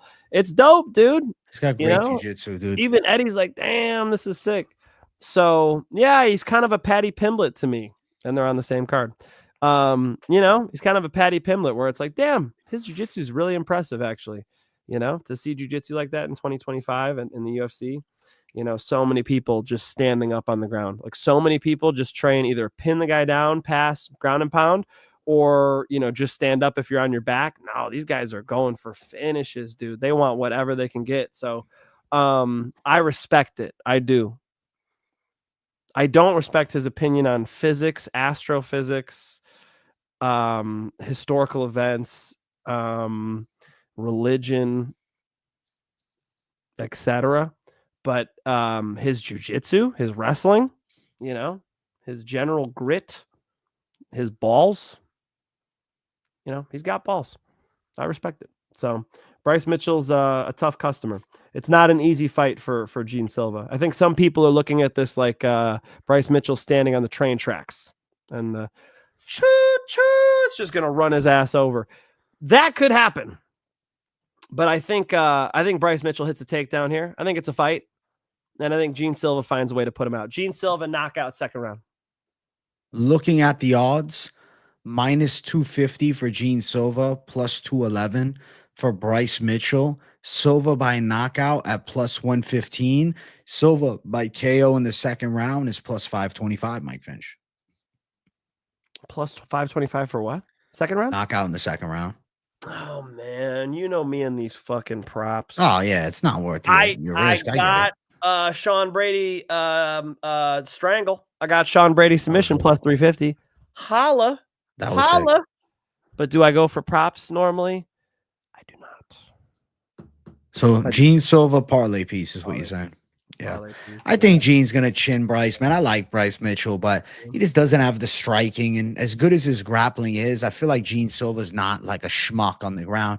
It's like because Joe Anderson Brito got taken down and smothered by Pat Sabatini, now Gene Silva gets exposed in the same way. I don't think that makes much sense. I feel like Brito, he had taken the loss to William Gomez and he didn't look great. He had lost to Bill Algeo. Gene Silva in the UFC is perfect, man. And I think he keeps the perfection. Yeah. Yeah, Gene Silva's a fucking problem, man. He's on fire right now too, He is. and it's such a good fight for him because the drama and the news media and the Jackson Pod appearance and all the stuff layered up to this. It's a big fight, big spotlight for Gene Silva. I think he shines. Gene Silva shining in the big spotlight, getting the highlight reel. Let's keep running. Co-main event: Michael Chandler versus Paddy Pimblett. Oh, Paddy the baddie. I'm going Paddy Pimblett to beat Michael Chandler, dude. I think Paddy could catch him with a straight punch, too. I don't think that he's out of the striking fight either. I think he's got a good straight shot. Stand-up game isn't bad with Paddy Pimblett. It says he's a decent kickboxer. Jiu-jitsu is very good. I think that he could out-grapple Michael Chandler. Maybe not out-wrestle him, but out-grapple him. He's the better jiu-jitsu grappler, period. I think that Chandler's wrestling, beastly. Could pick him up, slam him down. But what does he do with that? Does he beat him up from top position for 3 rounds? Does he get a full mount and pound them out? I feel like Paddy Pimblett will do a good job of creating space and then threatening with get-ups or potentially even reversals. I think that Michael Chandler also, we got to look at it, is towards that final run of his career. I feel like Paddy Pimblett is kind of surging and getting better each and every time. I feel like his destiny for the fucking breakout. I'm going Paddy Pimblett to beat Michael Chandler. And I know people are saying, oh, bro, you're nuts because Oliveira couldn't do it. But I think Chandler might get choked out. I'm going Pimblett sub. Damn.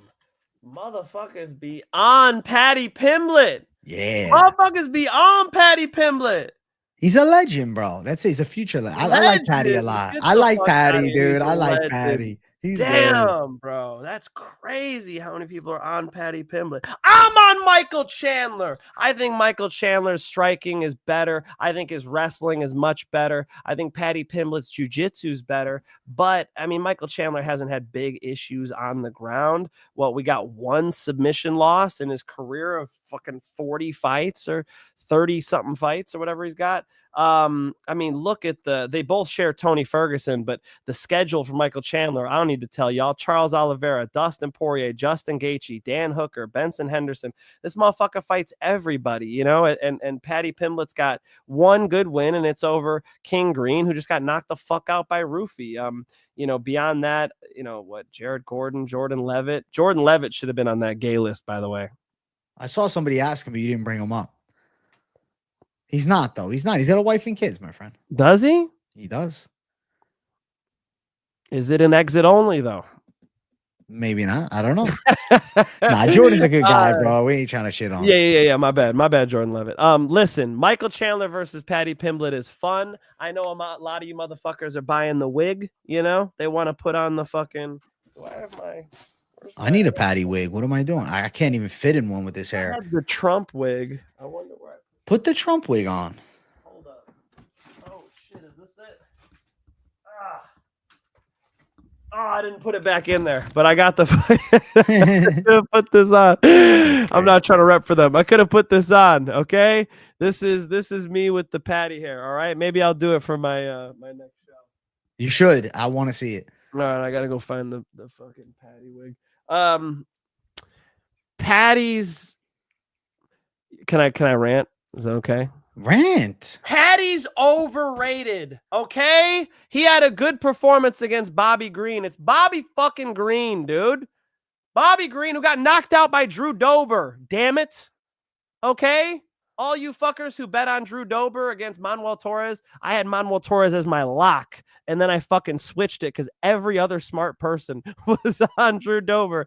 And sure enough, Manuel Torres wins that shit. I still gave Manuel Torres out, by the way, in the premium channel. Go check the premium channel for my bets. However, I should have kept it as the fucking lock.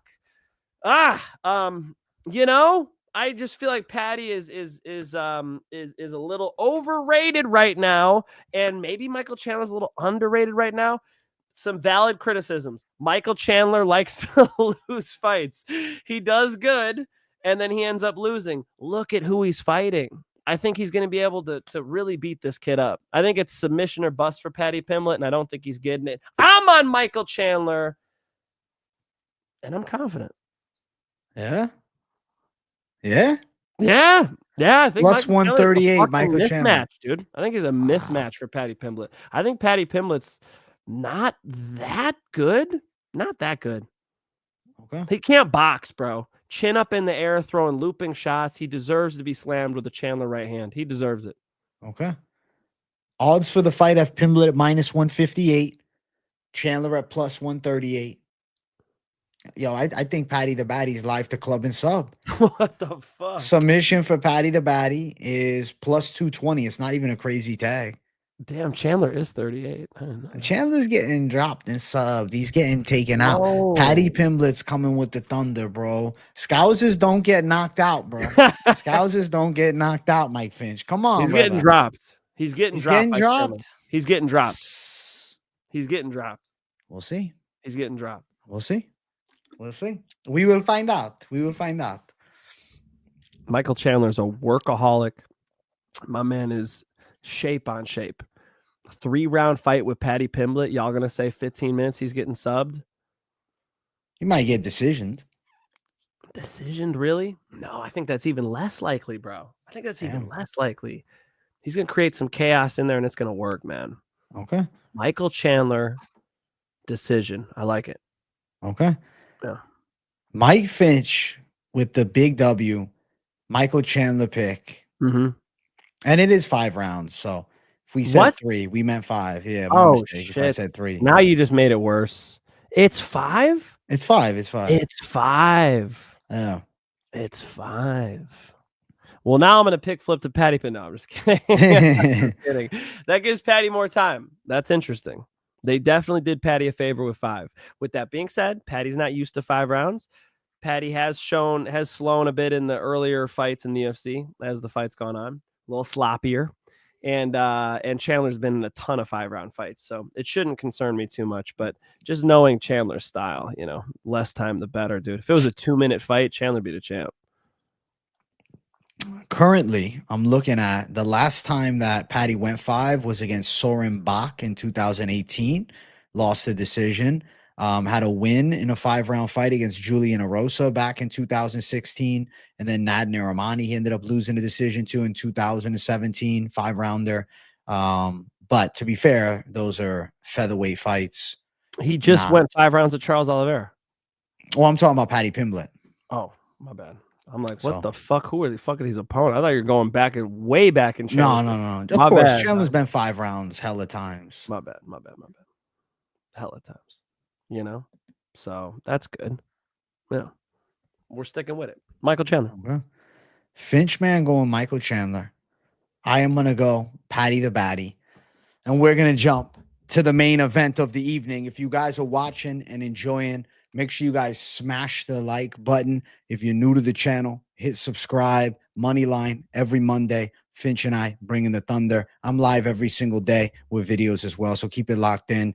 We got Alexander Volkanovski versus Diego Lopes for the soon-to-be vacant featherweight championship, and I am going to pick Diego Lopes to beat the aging legend Alexander Volkanovski. Lopes is very fast twitch. He's got nice boxing combinations. He's very aggressive. He's got a size advantage. And I just think time is now for him. And Volkanovski's time is, a handful of years ago. Alexander Volkanovski, I think he's still got skills. I mean, he's got a nice jab, good leg kick, good movement, can time some takedowns. But in this matchup here, I feel like he's at risk of getting dropped throughout. I could see Lopes threatening with high kicks because Volkanovski likes that side-to-side slip. Lopes throws the high kick. It could even land in the guard and potentially hurt Alexander Volkanovski. I could see Lopes blitzing him and catching him with big punches. I think Lopes could even win the grappling exchanges. Seems to have a speed advantage, absolutely more in his physical prime. Volkanovski, 36 years old, looking to win back the crown, which, at 36, especially at featherweight, not super likely that you're getting your get back at the top of the game. And I am going to predict that Diego Lopes beats Volkanovski, and I think he's very live to knock Alexander Volkanovski out. But I wouldn't be shocked if Diego Lopes shows 5-round championship cardio and won a decision. I think people are discrediting the gas tank. They're like, oh, well, the Dan Ige situation. But you watch the Brian Ortega fight, at the end of round number 3, Lopes is throwing hard shots, and he does not even look tired at the end of the fight. I think Lopes is in championship shape. I think he's absolutely in his prime right now, and I think he's going to finish the once great Alexander Volkanovski. Yeah, I think at Volkanovski's peak, he was better than Lopes. I mean, Lopez's striking is not as complete and finesse as Alexander Volkanovski's. His wrestling is not as good as Alexander Volkanovski's. His jiu-jitsu's nice. And he's just got chaos that he brings. But I think a prime Volkanovski wins this fight. Unfortunately, that's not what we got in front of us. We got to look at the guy we got in front of us. And this Volkanovski in 2025 against a Lopes who's on fire right now in his prime. I think that chaos is going to be too much for Volk. I think he's going to be able to watch that Ilia Topuria fight over and over and over and just find a way in there to crack Volkanovski, potentially gets him out of there, dude. I could see a finish for Diego Lopes, club and sub, TKO. I could see Diego Lopes bringing the fire. He's, he creates chaos in that cage, and I could see that, working to the detriment of Volkanovski. Something smart that Volkanovski could do here is wrestle. The more he wrestles, the better. Will it be enough? I'm going to say no. I'm going to go with the challenger. I'm going to go with Lopes. I mean, I guess they're both challengers, but I'm going to go with the young gun, the Mexicano. I think there's another Mexican champ, and I think his name is Diego Lopes. Cash God, thank you for 199. Patty the Patty, lock it in, minus 5.5. Damn, son, confident Patty call. Respect on you, my friend. Thank you for 199. Thank you for 199. I don't think so, but thank you for 199. We're both on Lopes, man. What do you think about the Volkanovski wrestling game plan? I mean, if he was offensive with the wrestling, that'd be the smartest way to approach this thing.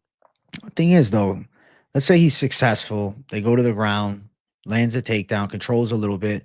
Lopes bursts back up to his feet. We're back to striking.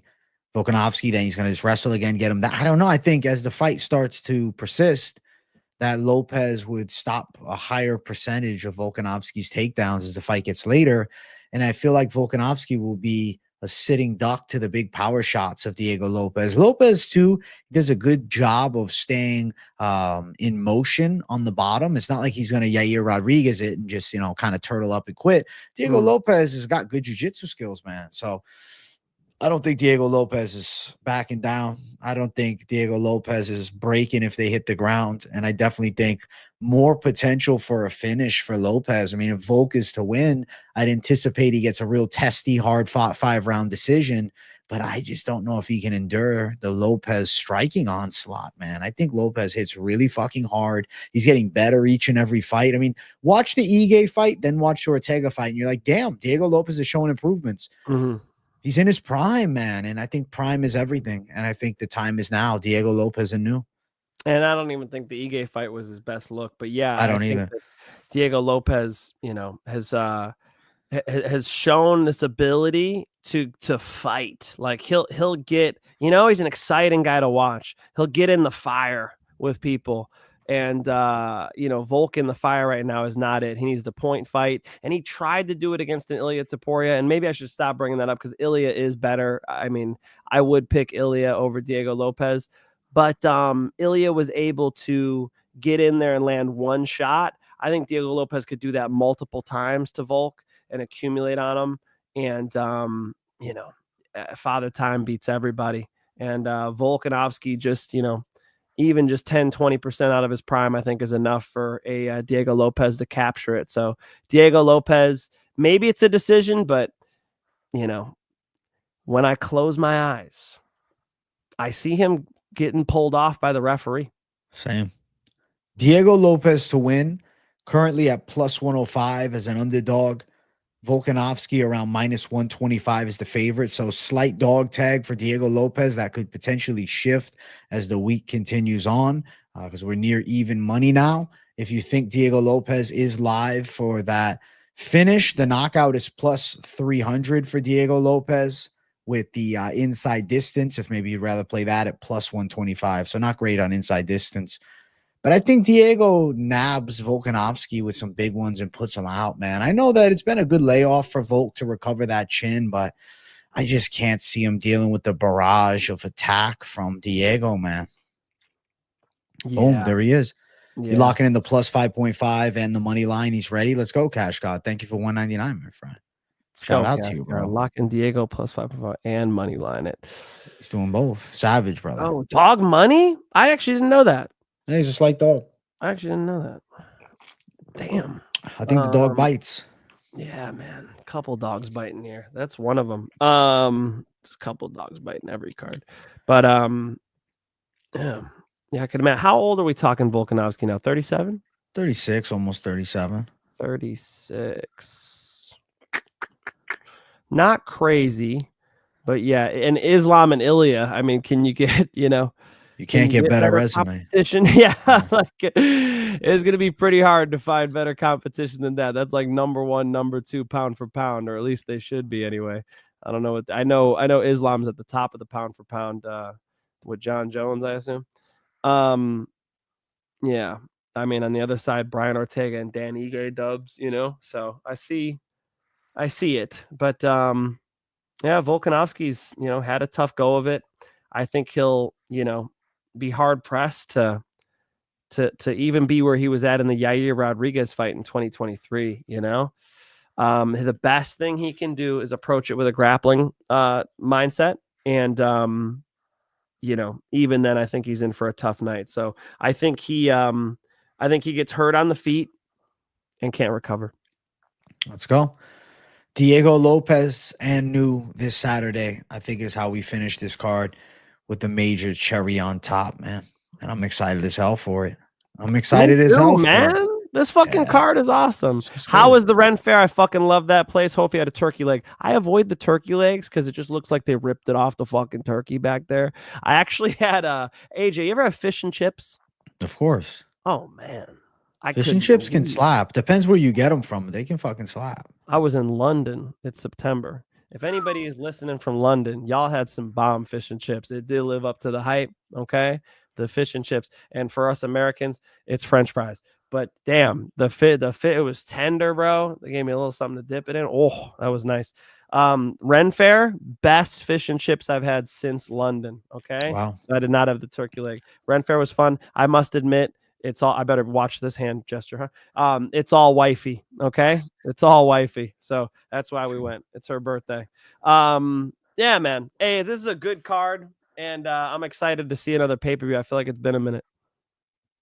Finch, we still got one more section to cover.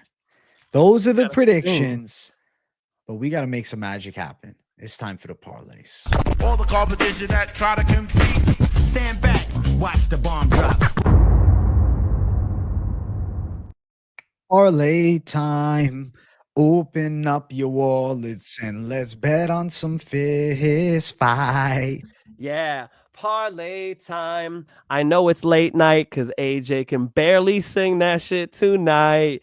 Yeah, yo, I told my wife, I'm like, I sing for an audience every single week. Okay, so y'all better respect that me and AJ hit the fucking vocals for y'all every time, okay? And eventually, AJ, we will get it recorded so you don't have to sing it every time. I think you need that. Like tonight, I'm running out of gas a little bit. It's 2 a.m. Yeah, it's 2 a.m. in Florida. 2 a.m. Yeah. Damn.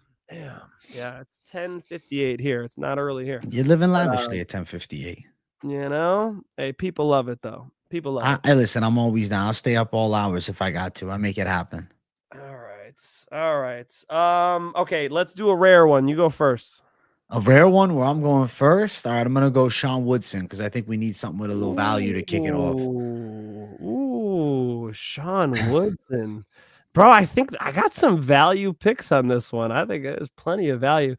Sean Woodson, that was minus 170. Mm-hmm. I like it. God,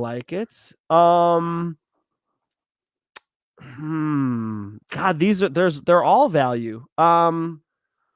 I guess just slap Chase Hooper on there. I don't blame you. I have plenty of them with value, and I'll be betting on plenty of these tonight. But yeah, let me give you guys an easy one since he gave you a high value one. Chase Hooper and Sean Woodson, the fucking money line parlay. It's a lock, minus 120, bro. That one right there. The money line parlay should hit, bro. That seems like a pretty safe call. I think that's a safe call. I think we Yeah. got this. You know, Yeah. 41-year-old Jim Miller. Come on, man. The kid should get it I done. agree. He looks good. And then Sean Woodson, fucking 6'2", long, rangy striking. I think Dan Ige is going to have trouble with him, even though the head movement's nice. I'm a Dan Ige fan too, folks. Don't get me We wrong. love Danny Boy. Minus 120 is a respectable parlay. So that's it for UFC 314. AJ and I just gave you our full card predictions on Monday. AJ makes content every fucking day because he loves you more than I do. However, I will be here with most confident predictions in about 15 minutes. That's because I got to get up in the morning and go to the fucking gym to train people. So I'm going to be here in like 15 minutes. I'm going to run that shit. We're going to talk about my 5 most confident picks for the card. Then on Friday, I'm dropping my updated full card predictions where sometimes I make a pick flip and often those are correct. Go check those out post weigh-ins on Friday. And then Saturday, you got to watch the pay-per-view with AJ. He calls them live. And I know y'all will be here hanging out with the man, the myth, the legend, the MMA expert himself, as he calls every single fight for UFC 314. Let's go. Shout out to the Finch for that shout out. MMA Profit, shout out to you. Thanks for the insight. Ige to slay Goliath, though. Okay. We will find out, my brother. Thank you, MMA Profit. Guys, you got to go check out the Mike Finch show. Make sure you guys stop by his channel to watch his most confident picks. But before you leave here, make sure you guys hit the subscribe button if it's your first time tuning in. I'm closing in on 46,400 subscribers. I'm 13 away. I get this feeling there's 13 people here watching that haven't hit the sub. So if that's you, hit subscribe. Make sure you smash the hell out of the likes. We got over 400 people watching live. Actually, over 420 watching live. Lucky little number there. And we need the likes to go a little crazy. You know what I'm saying? We need the likes going absolutely ballistic. Come on, guys. Come on. 422 motherfuckers. First off, if 2 of y'all left, we'd be at 420 and AJ could no. But you know, That's the fine. like button, subscribe to if you're new to the channel, subscribe, turn the post notifications on, and don't fuck around because we're dropping picks every single card, and y'all can check in with us each time. Let's go. Go watch the Finch, man. Give him 15 minutes. He's going to get everything cooked up, and he'll be live for you folks to close out. I will be live tomorrow afternoon, back to business with the lunchtime live, and then a live stream later tomorrow. And if there's fight news, you know your boy's going to do a video. So talk to you guys soon. Much love to the people. We love you guys. Thank you guys for tuning in. And let's enjoy some violent festivities come Saturday. Peace out.